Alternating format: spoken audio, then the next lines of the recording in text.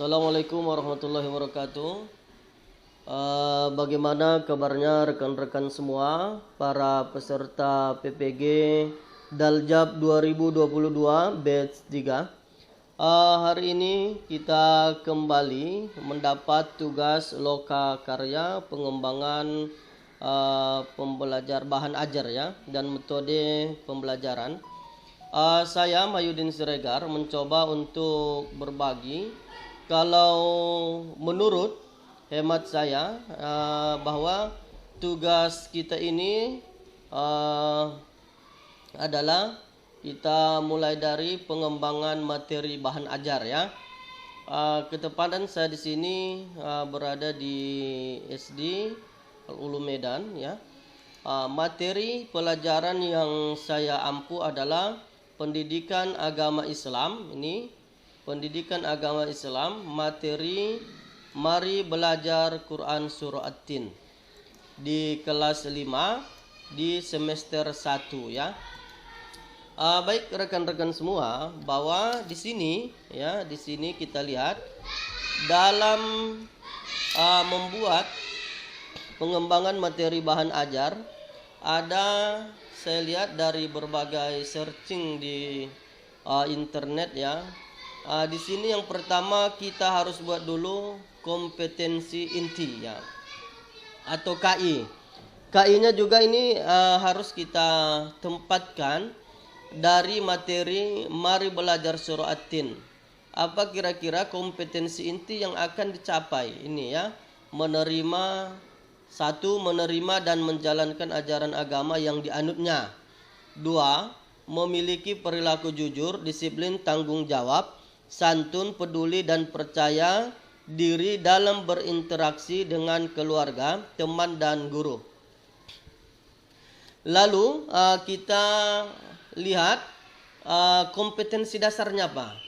Kompetensi dasarnya apa? Ataupun KD ya, KD yang sering kita pahami. Nah, kompetensi dasar dari materi Mari Belajar Surah At-Tin itu ada kompetensi dasar 1 terbiasa membaca Al-Quran dengan tartil. Kemudian menunjukkan sikap bekerja sama dan peduli sebagai implementasi dari pemahaman Quran Surah At-Tin.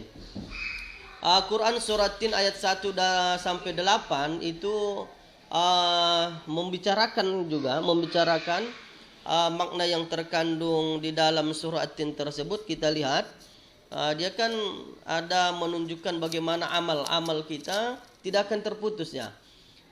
Seperti laqad khalaqnal insana fi ahsani taqwim tsumma radadnahu asfala safilin illal ladzina amanu wa amilus solihati falahum ajrun ghairu mamnun. Jadi ayat surah At-Tin ini yang terdapat dalam surah At-Tin ini implementasinya apa? Nanti dapat di indikator ya, indikator pencapaian kompetensi. Ada siswa dapat terbiasa membaca Al-Quran dengan tartil. Kemudian siswa dapat menunjukkan sikap bekerja sama dan peduli sebagai implementasi dari pemahaman surah At-Tin. Kemudian ada juga siswa memahami makna. Ini sesuai dengan KD ya. Indikatornya memahami kompetensi dasarnya memahami, maka indikator yang akan dicapai juga adalah siswa memahami makna ya, makna yang terkandung dalam surah Tin. Tapi yang paling penting juga bahwa ada dalam KD 411 ini bagaimana siswa dapat membaca surah At-Tin dengan tartil ya, dengan tartil. Kemudian setelah membaca tartil, bisa membaca dengan tartil, bisa menulis dan juga dapat menunjukkan atau bisa menghafal surah At-Tin dengan lancar ya. Kemudian yang harus kita siapkan juga setelah indikator adalah tujuan.